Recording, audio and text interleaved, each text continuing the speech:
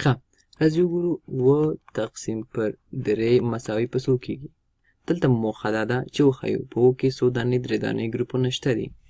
که چیرې موږ 7 دانې توپونه ولرو 1 2 3 4 5 6 او 7.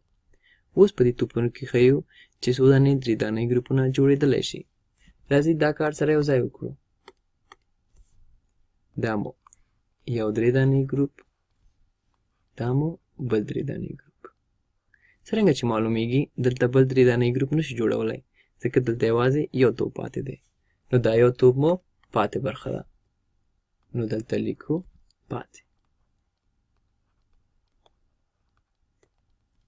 که چیرې خپلې پوښتنې ته راشو نو 7 تقسیم پر 3 مساوي کېږي له 2 او 1 پاتې سره 1 پاتې.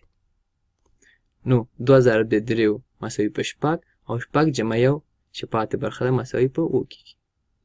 اوس راځئ یو بله پوښتنه وګورو. که چیرې دا ځل 15 تقسیم پر 4 وکړو نو راځئ 15 توپونه هلته وکاږو. 1 2 3 4 5 6 7 8 9 10 11 12 14 14 او 15. په دې 15 توپونو کې ګورو چې څو دانې 4 دانې ګروپونه جوړېدلی شي. راځئ دا ځل هم یو ځای سره وګورو. دا مو یو 4 دانې ګروپ، دا مو بل 4 دانې ګروپ او دا مو هم بل 4 دانې ګروپ. څرنګه چې معلومیږي دلته بل 4 دانې ګروپ نشي جوړېدلی ځکه یوازې 3 توپونه پاتې دي. نو دا 3 توپونه مو پاتې برخه ده. دلته لیکو پاتې. نو 15 تقسیم پر 4 مساوي کېږي له 3 او 3 پاتې سره 3 پاتې. نو 3 ضرب د 4 12 او 12 جمع 3 چې پاتې برخه ده مساوي په 15. راځئ دا ځل یو اوږد تقسیم وګورو. که ولرو 15 تقسیم پر 4. اوس ګورو په 7 کې څو ځلې 4 شته دي. 1 ضرب د 4 4، 2 ضرب د 4 8 چې 8 ډېرېږي نو یو ځل صحیح ده. 1 ضرب د 4 4. اوس که 4 منفي کړو نو دلته 3 پاتې کېږي. دا دلته د لسیزو معنا ورکوي.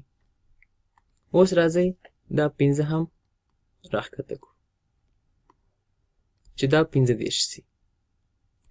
اوس ګورو چې په 15 کې څو ځلې 4 شته دي. که 8 وارې وګورو 8 ضرب د 4 22. که 9 وارې وګورو 9 ضرب د 4 16. چې 16 ډېرېږي نو 8 ځل یې لیکو. 8 ضرب د 4 22. اوس چې 15 نه 22 لاړ شي 15 منفي 2 3 او 3 منفي 3 هم 0. نو لیکو چې 15 تقسیم پر 4 مساوي کېږي له 18 او 3 پاتې.